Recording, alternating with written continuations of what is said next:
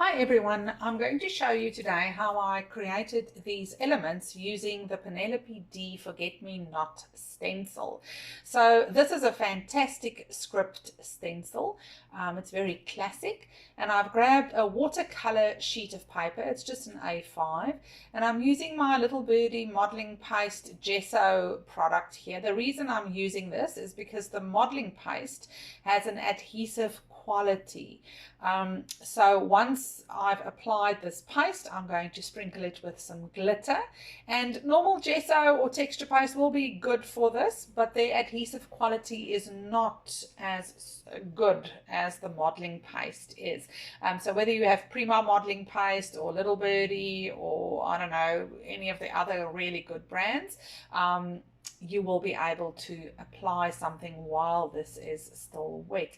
So I'm using my Prima silicone brush to apply this, just because I am used to this brush. I do like those really cheap plastic applicators as well. You can use anything. So I'm flipping the stencil around because I want to get a nice solid piece of background, because I'm going to be punching some circles with this when it is completely dry. You can see I've still got a gap there in the center, but that doesn't bother me too much. I just didn't want to waste any of the watercolor paper. So now I'm going to grab my glitter, and I first tried there to shade it through the little hole, but gave up and just unscrewed the top. So I should have put a typing paper underneath it, but you guys know me, I don't really care about stuff like that. I did get a typing paper when it was completely dry, when I brushed off the excess. So you can see I'm using a soft bristled brush there to get all the extra glitter off, and some of that's going back into my container. The rest, well, you know, someone will be glittery if they go through my rubbish, but that is just the way it is. Sorry for the background noise, they're busy working here outside.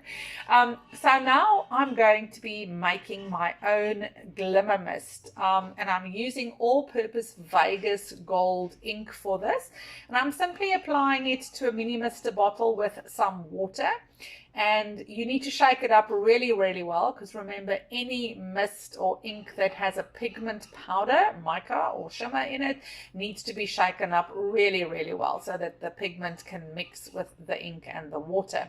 So now I'm going to be misting this all over, and I'm giving it a good mist. What will happen, and you will see this in the end, is that the mist will pool around the stenciled areas. Okay, and I'm putting this aside to dry it really well. Can you see that beautiful shine? It's just a soft look. You don't want this to be too overwhelming. Remember, all these elements just add to your whole project. Now please, it needs to be completely dry before you start punching or die cutting. Watercolor paper, this is a 300 grams, so it's very thick, and you can see there that I am pressing down to get good punched circles. Hope you enjoyed this little tutorial.